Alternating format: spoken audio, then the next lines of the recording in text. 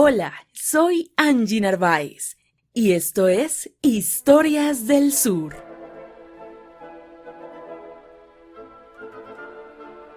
Puede sonar extraño y hasta sorprendente, pero uno de los actores históricos más importantes en la vida cotidiana de Pasto fue el carnicero.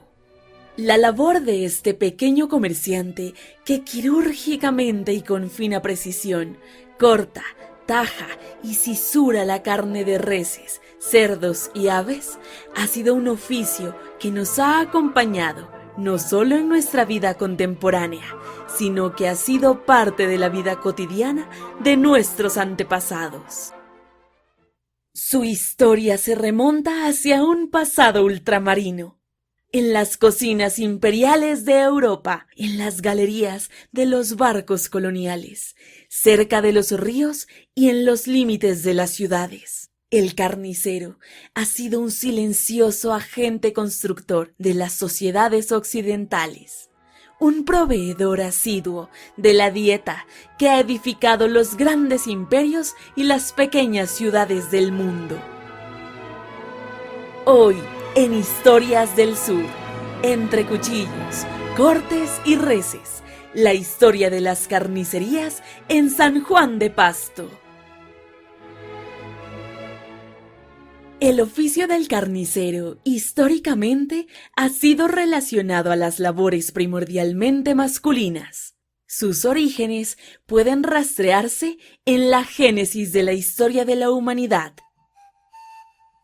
De los registros más antiguos localizados, se sabe que en el siglo V a.C., aquel oficio fue transmitido desde Atenas a Roma, donde tuvo un papel protagónico en la configuración de la dieta de los romanos. Con la expansión del imperio por parte de Europa, adquirió un protagonismo y reconocimiento público que lo acompañó hasta la actualidad. Para aquellas sociedades europeas, la carne no solo era un alimento indispensable en su dieta, también era un símbolo de estatus social. Solo las clases aristocráticas, los comerciantes acaudalados y los miembros del clero podían acceder a los mejores cortes de las reses. La elección de aquellos cortes dependía exclusivamente de los carniceros de la región. Estos contribuían a perpetuar aquellos símbolos culturales, mientras que a las clases altas se les separaba finamente las mejores partes de la carne, a las clases populares se les dejaba los despojos, como hígados, patas, orejas, tripas y tocinos. Para el caso de América, el oficio propiamente dicho del carnicero estuvo estrechamente vinculado a la importación de las reses europeas. Con el desarrollo de la ganadería en el nuevo Reino de Granada, fue necesario e indispensable el desarrollo de aquel oficio para el mantenimiento de las dietas de los radicados en tierras ultramarinas. Según se registra en los informes de la aduana española, entre el siglo XV y XVIII, los víveres más solicitados por los ibéricos eran el pan y la carne. Con el primer envío de ganado en 1543, traído por Alfonso de Lugo, el oficio de carnicero tomó un papel protagónico en estas colonias españolas.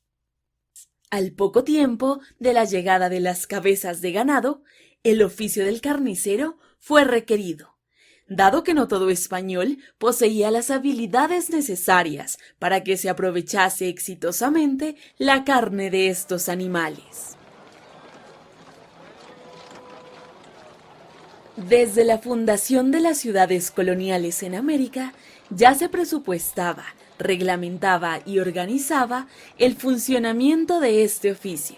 Con las famosas leyes de Indias publicadas en 1681 y puestas en vigencia por el rey Carlos II, que constaban de 9 libros que dictaminaban la legislación impuesta de España para los territorios conquistados. Se crearon las primeras regulaciones a las carnicerías y mataderos. Escuchemos lo referido en la Ley 5 del libro 4 de aquellas leyes de Indias. Atención, atención. Según disposiciones de Su Majestad Carlos II, Rey de las Indias, los solares para carnicerías, pescaderías, tenerías y otras oficinas que causan inmundicias y mal olor, se procuran hacia el río para que con más limpieza y sanidad se conserven las poblaciones. El lugar de ubicación de las carnicerías previsto indicaba que debían situarse preferiblemente en sitios acompañados de corrientes de aguas. Ello con el objetivo de realizar un fácil desecho de los desperdicios causados por efecto de la venta de carnes.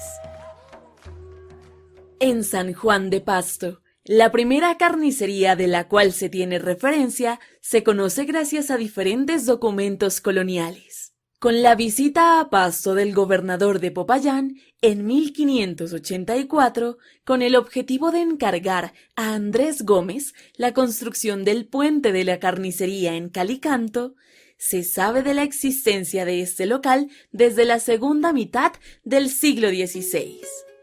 Se construye siguiendo los lineamientos estrictos de una ciudad colonial. En primer lugar, los desechos de vísceras, miasmas y partes no comestibles de las reses debían desembocar directamente en el río, con el fin de procurar por la sanidad y mantenimiento del recinto. En segundo lugar, se procuraba que el ganado no dañara las vías ni llenara de malos olores las calles principales, que ya de por sí eran acompañadas por los miasmas originados por las acequias que las atravesaban.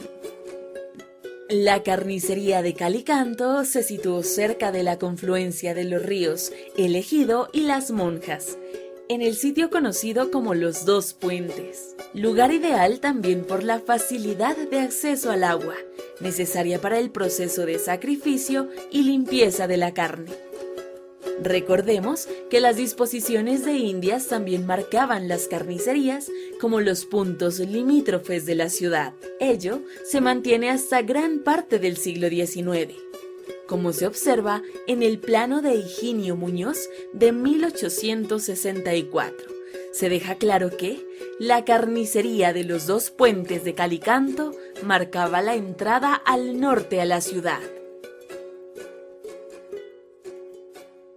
El espacio en el cual se encontraba esta primera carnicería fue para el siglo XIX un lugar de importante dinamización del mercado y la economía local. En este espacio tuvieron protagonismo no solo los carniceros pastusos y habitantes que cotidianamente visitaban estos negocios, sino también los proveedores de ganado, a los que el cabildo llamaba semaneros, además de miembros prominentes de la ciudad que transaban lotes menores de ganado. Según se observa en actas de principios del siglo XIX, uno de los principales problemas a los que se enfrentaron los carniceros y semaneros de la época fue el constante desabastecimiento de cabezas de ganado. Así lo manifestaban los diferentes alcaldes de Pasto.